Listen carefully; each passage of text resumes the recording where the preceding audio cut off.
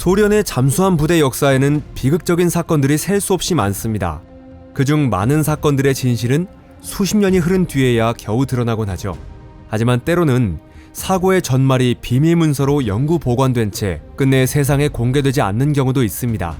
여러분 안녕하세요. K172라는 코드명을 가진 소련 잠수함에서 발생한 수은 유출 사고 역시 오랫동안 기밀로 취급되어 왔습니다.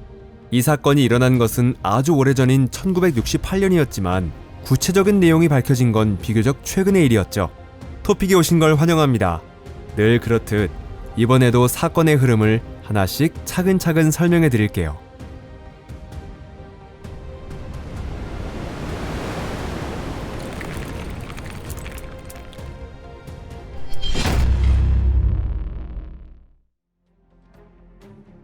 원정의 시작. 이 이야기는 지난 세기 1960년대로 거슬러 올라갑니다. 핵전쟁으로 비화할 뻔했던 쿠바 위기의 기억이 채 가시기도 전에 1967년에는 이스라엘과 아랍 국가들 사이에서 이른바 6.1 전쟁이 발발했는데요. 전쟁의 격전기는 1967년 6월 5일부터 10일까지로 알려져 있지만 실제로는 전쟁이 공식적으로 종료된 이후에도 양측은 계속해서 공격을 이어가고 있었습니다. 이전에도 반복되었듯이 이번 분쟁에서도 서로 대립하는 양 진영은 각각 미국과 소련의 지원을 받고 있었고 세계는 또다시 핵전쟁의 위기에 직면해 있었죠. 이 분쟁에서 핵심적인 역할을 맡게 된 요소 중 하나가 바로 핵잠수함 K172였습니다. 이 잠수함은 순항미사일을 탑재한 핵추진 잠수함을 대량으로 건조하려는 675 프로젝트의 일부로 개발되었는데요. 이 프로젝트에서 만든 잠수함은 핵탄두를 장착한 P6 순항미사일을 최대 8기까지 탑재할 수 있었고 길이는 115.4m, 배수량은 약 5,000톤에 달했습니다. 1960년부터 1968년 사이에 K172를 포함해 총 29척의 675형 잠수함이 건조되었습니다. 1961년 이 잠수함은 소련 해군의 함정 목록에 공식 등록되었고 1964년 6월 30일에는 국가시험이 완료되었음을 증명하는 서류에 서명이 이루어졌습니다.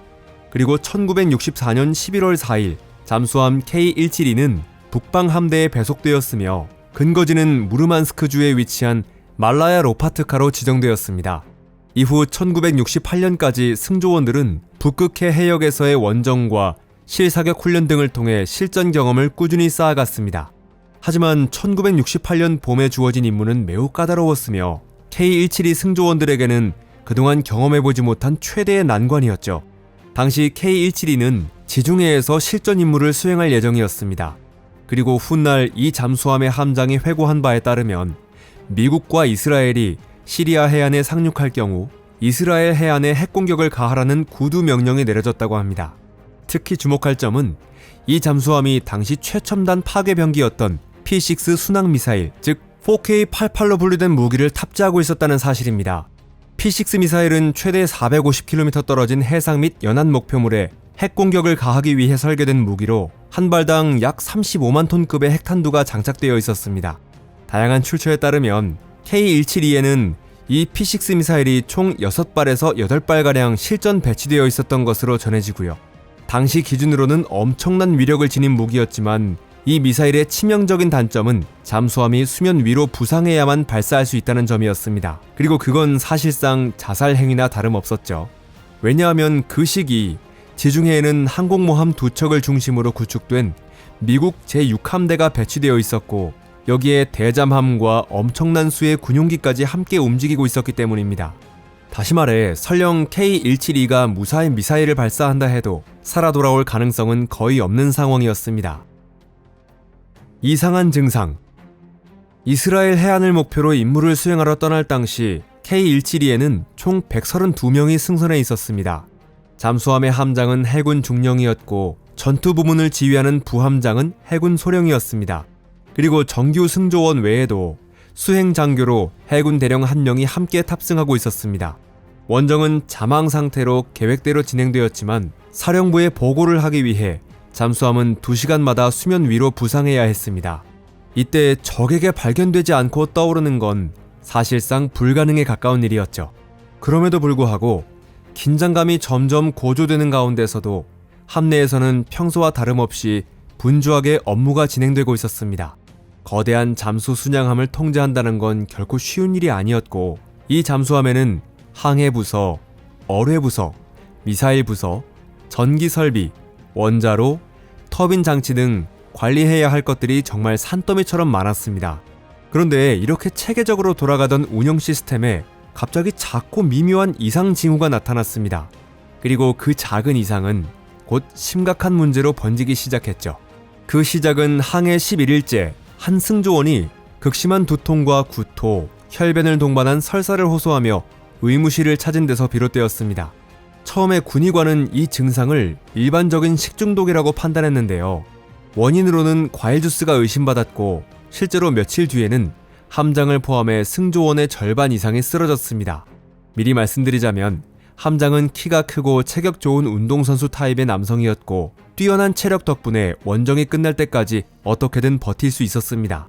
반면 병에 걸린 대다수의 승조원들은 겨우겨우 일어설 수 있을 정도였고, 이들을 치료하기 위해 선미 쪽 구역 하나가 통째로 격리병동으로 쓰이게 되었는데요. 그들의 증상은 일반적인 식중독과는 사뭇 달랐지만 군의관은 여전히 식중독이라고 확신하고 있었습니다.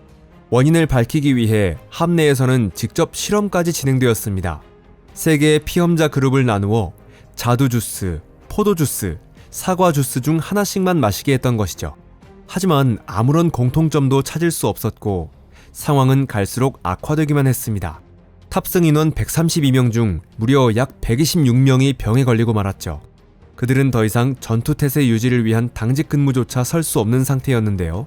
당직 시간을 4시간으로 줄여도 도저히 감당할 수 없었습니다. 함장은 한동안 이 비상사태를 사령부에 보고하지 않은 채 숨기고 있었습니다. 그는 이 상황을 알릴 경우 자신이 전투 임무를 중단시킨 책임을 지고 함장직에서 해임당하거나 더 나아가 재판까지 받을 수도 있다는 사실을 잘 알고 있었던 것입니다. 하지만 더 이상은 이 사실을 숨기고 버티는 것이 불가능하다는 판단이 들었습니다. 결국 잠수함 K-172는 소련의 대형 대잠함에 접안했고, 함장은 해군 총사령관에게 모든 상황을 있는 그대로 보고했습니다. 일부 확인되지 않은 정보에 따르면 총사령관은 함장에게 상황 판단을 스스로 내리고 행동하라는 지시를 내렸고, 그 후 잠수함은 즉시 기지로 회항했다고 전해집니다. 또 다른 출처에서는 병든 승조원들을 대신해 대잠함의 인원들이 K-172에 투입되어 전투 임무가 계속 수행되었다고도 말하고 있습니다. 그러나 얼마 지나지 않아 교체되어 들어온 새 승조원들에게도 원인을 알 수 없는 심각한 증상들이 나타나기 시작했습니다. 결국 승조원들이 전원 병든 이상 이 잠수함으로는 더 이상 작전을 이어갈 수 없다는 사실을 모두가 인정할 수밖에 없었죠. 그 결과 잠수함은 예정된 일정보다 앞당겨 기지로 복귀하게 되었습니다. 기지에 도착했을 때 승조원의 절반 이상이 들것에 실려 내렸습니다. 그중 몇몇은 결국 해군에서 제적 처리되어 민간인 신분으로 돌아가게 되었고요. 제대 직후에 사망한 승조원이 몇 명이나 되는지는 정확히 알려지지 않았습니다. 지금까지 알려진 것은 이 잠수 순양함의 수행 장교로 함께 탑승했던 해군 대령이 얼마 지나지 않아 사망했다는 사실뿐입니다. 중독의 원인과 수은 제거. 이후 일반에 공개되지 않는 군병원에서 승조원들이 진료를 받으면서 처음으로 충격적인 사실이 밝혀졌습니다. 분명 K-172에서 발생한 건 중독이 맞았지만 식중독이 아니라 수은 증기에 의한 중독이었던 것입니다. 기본적인 상식이지만 수은은 섭씨 18도 이상에서 기화하기 시작하며 그 증기는 극도로 유독하죠. 수은 증기를 단 몇 시간만 들이마셔도 심각한 중독 증상이 나타날 수 있는데, 승조원들은 오염된 함내 공기 속에서 무려 1달 반 가까이 생활했던 것입니다. 당연히 이 불운한 잠수함의 모든 승조원의 혈액과 소변, 조직에서는 기준치를 훨씬 넘는 막대한 양의 수은이 검출되었고, 이로 인해 목숨을 잃은 사람도 있었습니다. 그런데 도대체 잠수함 내부의 수은은 어디에서 온 것일까요? 그리고 왜 이렇게 되기 전에 아무도 수은의 존재를 눈치채지 못했던 걸까요? 우선은 답하기 쉬운 두 번째 질문부터 살펴볼게요. 여러 대의 공기질 측정 센서들이 수은을 전혀 감지하지 못했다는 건 정말로 이해하기 어려운 일입니다. 당시 대부분의 잠수함에는 이미 여러 종류의 센서가 설치되어 있었고, 이를 통해 산소와 이산화탄소 농도를 측정할 수 있었죠. 하지만 수은을 감지하는 센서는 필요성이 없다고 여겨져 설치되어 있지 않았습니다. 아무도 잠수함 내부에 수은이 있을 거라고는 꿈에도 생각하지 못했던 것입니다. 그런데 수은의 유입 경로를 조사하기 시작하자 실제로 수은이 함내에 존재했을 가능성이 있다는 이야기가 흘러나왔습니다. 알고 보니 원자로의 1차 냉각계통 내에서 용존산소 농도를 정밀하게 측정하기 위해 몇 킬로그램이나 되는 수은이 사용되도록 되어 있었던 것이죠. 이 측정은 원자로를 안전하게 운용하는 데 있어 매우 중요한 절차였습니다. 이 검사를 위해 각 잠수함에는 18kg의 수은이 담긴 용기가 보관되어 있었다고 하는데요. 이후 이 검사는 더 안전한 방식으로 대체되었지만 남은 수은은 그대로 잠수함 내부에 남겨진 채였던 것이죠. 사고조사위원회는 이 수은이 어떻게 공기 중으로 유출되었는지를 두고 오랫동안 원인을 밝혀내지 못하고 있었는데요. 그런데 이 난제를 풀어낸 건 과학자가 아니라 정보기관의 전문가들이었습니다. 그들은 지중해 원정에 참가했던 전 승조원을 상대로 면밀한 조사를 실시했죠.